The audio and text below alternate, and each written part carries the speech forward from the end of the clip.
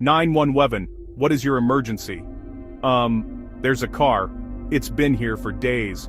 The smell, oh God, the smell is unbearable. Something is terribly wrong. It was a call that would shatter the deceptive tranquility of a sun-drenched Los Angeles neighborhood and ignite one of the most perplexing and disturbing cases in recent memory. The vehicle in question, a sleek Tesla, belonged to a figure on the cusp of global stardom, the musician known as D4VD. But what lay sealed within its trunk was a horror far removed from the glamour of the music industry.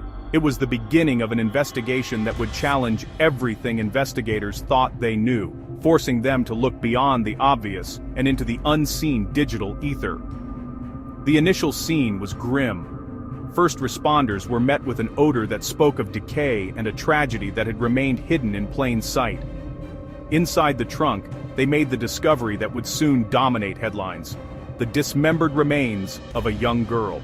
She was later identified as 14-year-old Celeste Rivas Hernandez, a vibrant teenager whose life had been violently and inexplicably cut short. The immediate connection to a high-profile celebrity like D4VD, Samdi Stan, or Day, whose real name is David Anthony Burke, sent shockwaves through the media. How could a rising star, known for his emotive music, be linked to such a macabre and brutal crime? The public demanded answers. The LAPD was under immense pressure. As the investigation began, the narrative seemed to write itself. A famous musician, a tragic victim, a car connecting them both. For the first 2 months, the official line was cautious. D4VD was not named a suspect. Investigators explored other leads while the core mystery deepened. The police were navigating a labyrinth of potential motives and persons of interest that repeatedly hit dead ends. The pressure mounted, the family waited in agonizing suspense, but this would not be solved by conventional means. The truth was not in a confession or a clear piece of physical evidence. It was hidden in a place few would think to look. Scattered across a vast, invisible landscape, the key was buried in digital footprints, data trails, the silent, coded language of modern technology. Long after the initial shock faded, investigators followed this unseen trail and uncovered a shocking twist that redefined the case, proving that in the 21st century the most damning witness might not be a person at all. Celeste Rivas Hernandez was more than just a name in a headline. She was the heart of her family, a beacon of light, whose sudden absence left an unfillable void. At 14, she was navigating the exciting, often confusing world of adolescence with a quiet determination, with an infectious joy. Friends and family remember her as a girl who loved to draw, filling sketchbooks with characters from her imagination and sketching scenes of Los Angeles. She dreamed of becoming a graphic designer and pursued that goal with remarkable focus.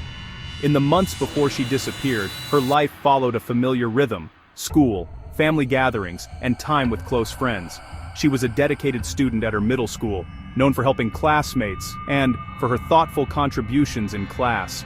Her teachers called her bright and inquisitive, eager to learn and grow. After school, she was often at the local library or at home doing homework, before losing herself in her art. Her immigrant family, who had worked tirelessly in the city, saw in Celeste the embodiment of their hopes. Weekends were family time, helping her mother in the kitchen, listening to her father's stories, playing with younger siblings who adored her. She was their protector, their confidant, and their role model. These everyday moments were the fabric of her existence, a picture of a normal, happy teenager deeply loved. No one could imagine the darkness gathering on the horizon, a sinister threat silently watching, waiting. The normality of her world made what came next incomprehensible.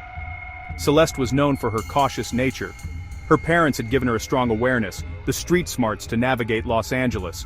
She avoided unnecessary risks and didn't trust strangers easily. She kept a consistent routine, always told her parents where she was, and checked in by text. Her predictable behavior comforted her family, yet that very reliability turned the first hours of her absence from a minor worry into full-blown panic, a sign that something was terribly wrong. The first signs of the threat were subtle, easy to dismiss as the strange static of modern life. It began online, in the periphery of Celeste's digital world. An unfamiliar profile began interacting with her social media posts, leaving comments that were slightly too personal, too familiar for a stranger. At first, Celeste brushed it off, but the attention soon escalated. The messages became more frequent and more insistent. The anonymous admirer seemed to know details about her day, referencing places she had been, referencing friends she had seen, details she hadn't explicitly shared online. This unnerving digital persistence began to bleed into the real world. Celeste mentioned to a friend she sometimes felt watched on her walk home from school. She would catch glimpses of a figure in the distance, or notice the same car passing her street more than once. She tried to convince herself it was her imagination. She kept most fears to herself, not wanting to worry her parents. The feeling of being watched intensified. One afternoon, a small, anonymously sent gift was left on her family's doorstep, addressed to her. It was a sketchbook, a thoughtful but deeply unsettling gesture from someone who knew her passion for art. There was no note, no clue who sent it, only the chilling implication someone was monitoring her personal interests. This incident marked a turning point. The vague unease solidified into genuine fear. The shadow that had been in the background was no longer distant. It was now at her front door, a tangible, menacing presence. The stalking became more brazen. On several occasions, Celeste told her closest friend she received texts from an unknown number, messages that described what she was wearing, messages that described what she was doing at that exact moment. The invisible threat was now a constant companion, a source of relentless psychological torment. The fear took a toll on the once vibrant teenager. She became more withdrawn, her usual bright demeanor clouded by constant anxiety. She lived in a state of high alert, trapped in a silent nightmare no one else could see, a nightmare methodically isolating her, drawing her closer to an unseen danger. The day Celeste vanished began like any other Tuesday. She woke up, shared a hurried breakfast with her family and left for school, promising her mother she would be home by her usual time. She had a study group session at the library planned for after her classes. A routine part of her week. She sent her mother a text in the late afternoon confirming she was heading to the library with a friend. A simple, reassuring message. It would be the last message her family would ever receive from her.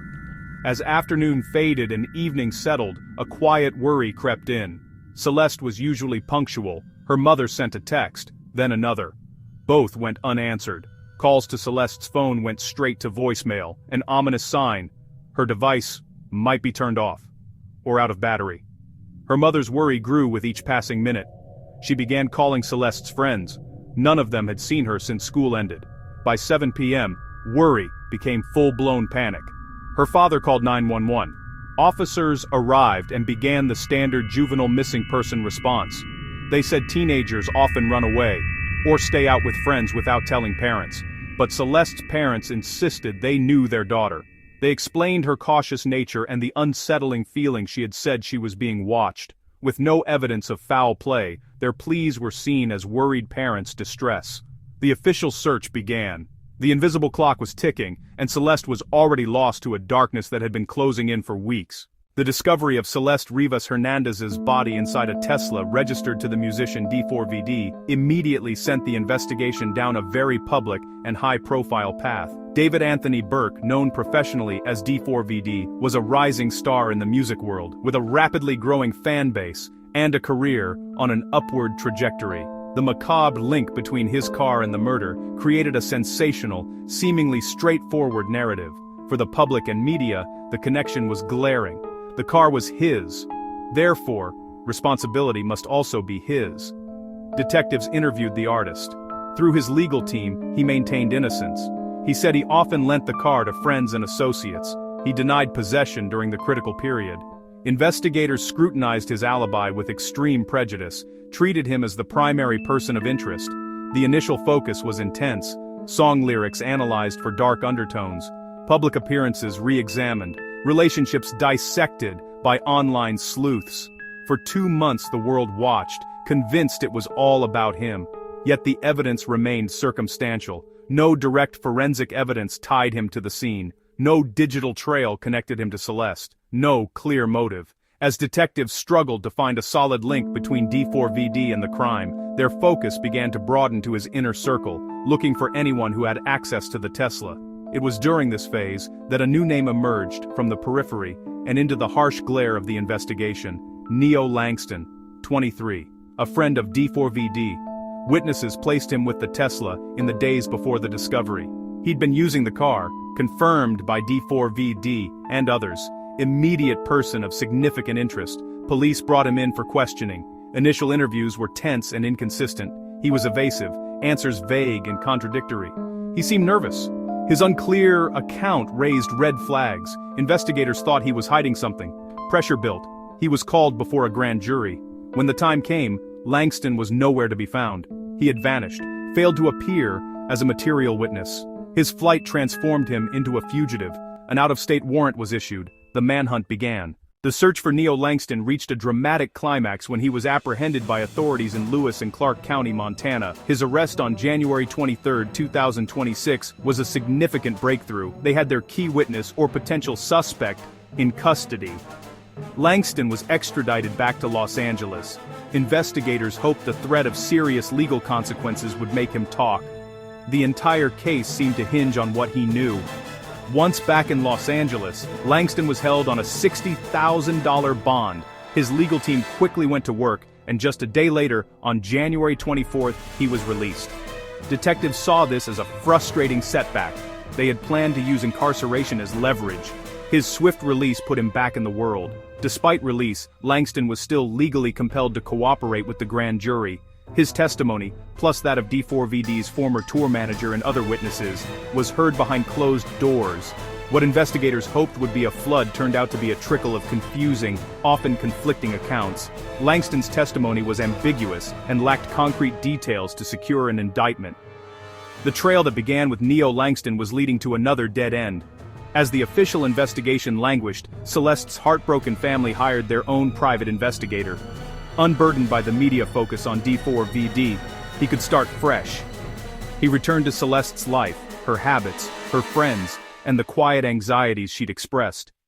During those conversations, the family mentioned something small. D4VD had recently moved out of a large Hollywood Hills rental. The lease had ended just weeks before Celeste disappeared. He decided to visit the former residence in a sprawling, now vacant property. It was a long shot, a gamble based on a hunch. What he found would blow the case wide open. In a secluded, overgrown area, he discovered two items. First, a large metal burn cage. Beside it, a brand new chainsaw still in its packaging. The items were jarring, deeply sinister. Why would someone need a burn cage and a chainsaw at a Hollywood Hills rental? The private investigators' findings forced the LAPD and the DA's office to confront a critical question. Who else had access to this property? Deep within the documentation, buried in an addendum to the lease agreement, they found a name they recognized. Neo Langston had not just been a friend who occasionally visited, he had been formally listed on the lease as a cohabitant. This revelation was a bombshell. Neo Langston had lived at the very property where the unused burn cage and chainsaw were found. His connection to the case was suddenly far deeper and more intimate. The focus of the investigation shifted with seismic force. The police had been chasing the wrong man. The entire narrative of the case had been flipped on its head. With the investigation now laser-focused on Neo Langston, the team of outside forensic experts turned their attention into the vast, invisible realm of digital data. They cross-referenced the timestamps of the threatening messages with location data from cell towers. Slowly, a pattern began to emerge. The ghost had a hunting ground, and it alarmingly mirrored Celeste's daily routine. They found it in the purchase history of the burner phones, linked to a delivery address he had used before, the very same Hollywood Hills property. It was a crucial link, the first thread connecting Langston's known identity to the anonymous persona. Forensic experts began a deep dive into Neo Langston's online activity. What they discovered was a chilling chronicle of a predator methodically researching his victim. Langston's search history was a roadmap to his dark intentions.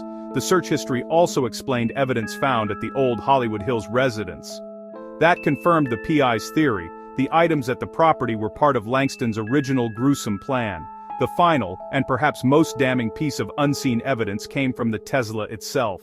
The outside experts performed a complete forensic download. The data showed that at a specific time on that night, the trunk of the Tesla was opened and then closed. A few minutes later, the car's internal climate control system registered a sudden and significant draw on the battery, consistent with the activation of the car's bioweapon defense mode.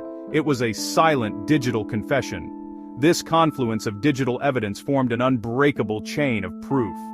It placed Neo Langston at the scene, revealed his meticulous planning, and even recorded his attempts to conceal the crime.